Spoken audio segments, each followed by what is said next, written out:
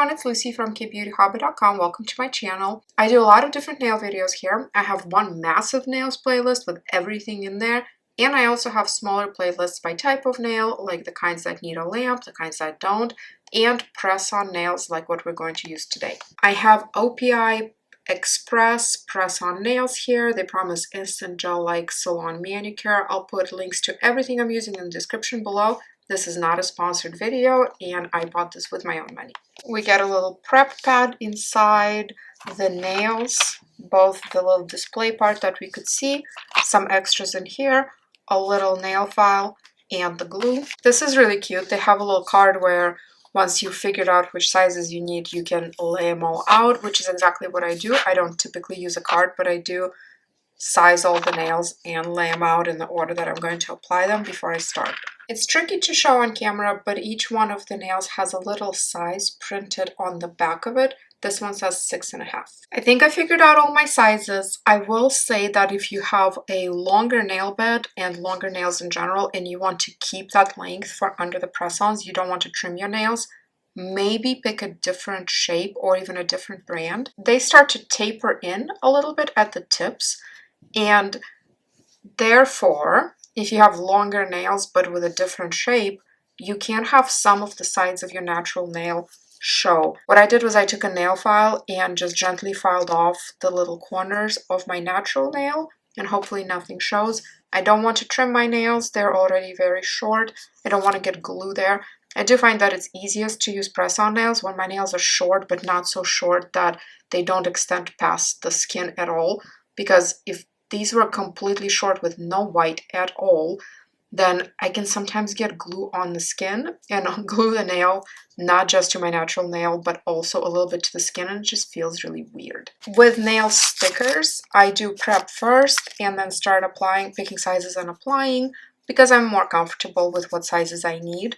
With the press-ons, I typically have to handle them a lot more. I put them on my finger. I always press them down to let the nail spread to see how wide it actually is, make sure it's the right size. And because of all of that, I leave the prep for after I've already lined them up. Here you can see me degreasing my natural nail with the provided little alcohol wipe. I really like this wipe actually. Most of them are all the same with different brands of nails, the included wipes, but this one is a lot bigger than typically. It is softer and it's fully saturated, it's not dry. To save everybody a little bit of time, I pushed back my cuticles off camera. I show this step in nearly every single one of my videos, so hopefully you're familiar, but if you've never seen one of my videos, I use this little metal tool and I simply push my cuticles back. I don't cut them. I typically don't use remover. You can do whatever kind of cuticle prep you want. Just keep in mind that applying a sticker or a press-on over a cuticle will not cause good adherence. You don't want to apply your nails or your stickers to a cuticle or to skin. So do something to get your cuticles off your nail beds. OPI included a little nail glue, and I do like having these little ones. I'll stick one in my purse sometimes in case there's a little nail mishap and you want to quickly glue it on. But for the actual application, I much prefer brush-on glue. Not necessarily because the formulas are superior, but because it's so much easier to use. I'm going to use this Glamnetic brush-on glue. It has really good reputation. I did also buy this with my own money. I just find the brushes much easier. To protect my table, I'm going to keep it inside of the OPI packaging here, just in case there are any drips. This is the hardest part for me. You don't want glue to go over the skin. You don't want it outside of your nail, and yet you want enough glue there to obviously have really good grip and good adherence. Some people rough up their natural nail a bit before the step with a nail file, or they use dehydrators or acetone.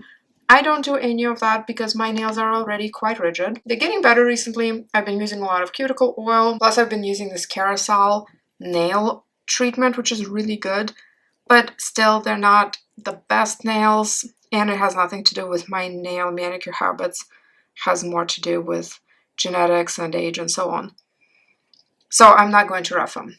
Okay, I'm putting down the nail, and I know that some people also put glue on the nail itself, on the fake nail. That is best practice, but again, this is real life. I cannot manage to do it and not get glue everywhere. I have tried with brush glues. I have tried with the little dot glue applicators like what was included. It's just a mess every time. So I paint the glue only on my natural nail, and then I push down the fake nail, and I try not to move my thumb, because if there's a little bit of glue that spills when I press down, if some of it comes out from under the nail edge, the fake nail, I don't want to spread it around by rocking my thumb back and forth. I also saw one of the TikTok creators who uses a lot of press-ons say that rocking your thumb back and forth can actually trap air bubbles under there.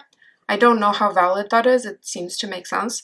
So that's another reason possibly not to rock. You can move it a little bit though, just to make sure you're applying pressure equally to the sides of the nail as well. But usually a good 30 seconds is enough. When I first started doing press-ons, I thought that 30 seconds is a very long time, but if it ensures longer wear, then it's probably worth it. And this is still much faster and in some ways simpler than doing stickers. I still prefer stickers. I get the most longevity out of stickers. I know there's some people that say that they get 2 or 3 weeks out of press-ons, and I can never do that. I just can't get that long of a wear. I don't know if it's something I'm doing wrong. If you see me doing something wrong, please tell me. I'm still learning. I'm very, very good at stickers, but the press-ons, I'm definitely newer at. One trick to do to make sure that these don't look like press-ons and they look as good as they can is go at a 45-degree angle when you apply it. Kind of lay it down like this and then push at the cuticle side. Don't push so hard that you're hurting yourself, but you basically want to make sure that your fake nail is as close to that cuticle as possible, if not a tiny bit under it. You don't want to force it there, but you don't want it sitting on top of the skin. If you get any glue spilling out, the little wipe that we use, the prep wipe, it will stay wet for a little while longer, and you can use that to wipe the glue, but you want to wipe away from the fake nail. You don't want to get that glue on the fake nail because it will not be shiny anymore. You'll have glue on it. I am not successful at removing glue off of the press-ons if I get any on the face of them. The only way I know how to fix it, if that happens, is to do a top coat with clear gel and then cure it under the lamp, but of course it just adds application time to the whole process. Here's the final result. I don't know how well these are going to last, I'm going to be honest, and here's why I say that. The middle fingernails are very curved. I don't know why, but some of the sizes are not as curved, and these ones for some reason are quite curved. It's hard to see, but when I was applying them, pushing them down, I did the same amount of time as I did with all the other ones, but on both of my middle fingers, they're both the same size. When I stopped pressing down after 30 seconds, moved on to the next nail, the nail actually popped off, like lifted up, because it's too curved and it just was not sticking to my fingernail. So I took it off, put more glue, squished it back down. We'll see what happens. Another thought I have is, for some reason, the thumbnails are way longer than the rest of the fingernails. You can see how little, I got some glue here, don't mind that, but you can see how little of the nail is extending past my natural length and past my fingertip, and I prefer that. I like very, very short nails, especially with press-ons. But then look at the thumb. It is very long. On the back of the box, the instructions say to shape them before applying. That is super weird. That would be so difficult to do. If you want to shape your press-on nails, I highly recommend doing that after application. And most likely I am going to shorten the thumbs at least a little bit. Of course, that would affect their shape because I don't know that I can taper them off quite as well. And then what I was talking about with the tapering and the long nail beds, you can see that here. You can see a little bit of my natural nail peeking through. I don't want to cut that. I don't want to file that because I don't want to damage my actual nail.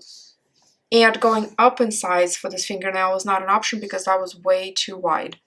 Weirdly enough though, on the other hand, not as big of a difference. And maybe I just centered the nail a little bit better on this hand. I'm not really sure. That could be it. You can't really see it very well. And I didn't have to bring your attention to this, but I thought I'd show it because, you know, my applications are not exactly perfect, but they work for me. You can see I got a little bit of glue on here. I'm just going to leave it Actually, quite a bit of it came off when I was just trying to kind of take it off. So I wonder if maybe with enough hand washing and just kind of natural wear, maybe that'll come off.